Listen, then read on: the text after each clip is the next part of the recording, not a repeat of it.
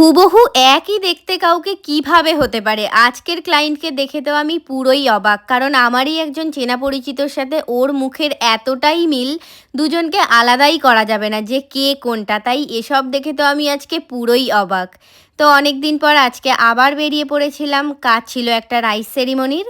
আর আজকের লোকেশনটা ছিল প্রশস্ত। তোমরা হয়তো অনেকেই চেনো, আর ওখানে কিন্তু ঠাকুর তৈরি হয়। আর যেতে যেতেই মা কালীর মূর্তিগুলো দেখতে পেলাম। যেহেতু সামনে কালী পুজো, তাই এখানে অলরেডি ঠাকুর তৈরি শুরু হয়ে গেছে, দেখতেই পাচ্ছ। তার কিছু ক্লিপ তোমাদের সাথেও শেয়ার করলাম। আর কে কে প্রশস্ত চেনো সেটা কিন্তু কমেন্ট করে অবশ্যই আমাকে জানিও তো। আর ক্লায়েন্টের বাড়িতে গিয়ে ক্লায়েন্টের সাথে দেখা হওয়ার আগে দেখা হয়ে যায় এই সুন্দরীর সাথে। আর ও আমাকে দেখেই বুঝে ফেলে যে আমাকে ভালোবাসার মানুষ চলে এসেছে।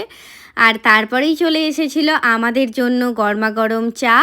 আর চা খেতে খেতে ওনাকে আদর করতে হবে। কত আদর দেখো! আমি সত্যিই বুঝি না যে এরা কিভাবে এদের ভালোবাসার মানুষদের চিনে ফেলে। তো তারপর ওকে রেডি করতে বসিয়ে দিই। ওর চুলটা ভিজে ছিল, তাই শুকিয়ে নিই ভালো করে হেয়ার ড্রায়ার দিয়ে।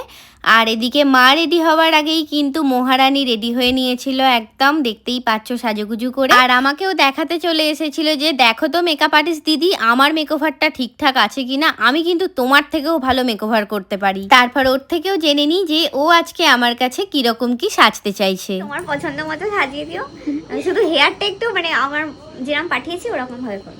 আচ্ছা ঠিক আছে, চলো শুরু করছি তাহলে। হ্যাঁ একদম। হ্যাঁ, আজকের ক্লায়েন্টের মেকআপ নিয়ে কোনো রিকোয়ারমেন্ট নেই, পুরো মেকআপটাই করেছি আমি আমার পছন্দ মতো। কিন্তু হেয়ার স্টাইল নিয়ে ভীষণ কনফিউজড ছিল, তাই হেয়ার স্টাইল নিয়ে ওর কনফিউশন দেখে আমি নিজেই ভীষণ কনফিউজড হয়ে যাচ্ছিলাম যে আদেও ওর পছন্দ হবে তো।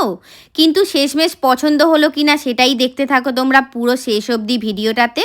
তো দেখতেই পাচ্ছ এখানে ভালো করে স্কিন প্রিপারেশান করে নিয়েছিলাম। আর আজকে যেহেতু ওর একটা রিকোর্ডের প্যাকেজ ছিল, তাই কনসিলার থেকে শুরু করে কারেক্টার, ফাউন্ডেশন সবটাই ব্যবহার করা হয়েছে রিকোর্ড দিয়ে। তারপরে কন্ট্রোল করে নিয়েছিলাম, ব্লাশ আর হাইলাইটার যা যা বাকি থাকে সব কিছু কমপ্লিট করে নিই। আর লাস্টে সেটিং স্প্রে অ্যাপ্লাই করে নিয়েছিলাম, জুয়েলারিগুলোও পরিয়ে নিই। আর এগুলো সব কিন্তু আমি একা হাতেই করে থাকি। তো যাই হোক, এবারে আসছি ওর ফাইনাল লুক নিয়ে। তোমরা দেখে জানাও তো আজকের রাইস সেরিমনির লুকটা তোমাদের কেমন লাগলো।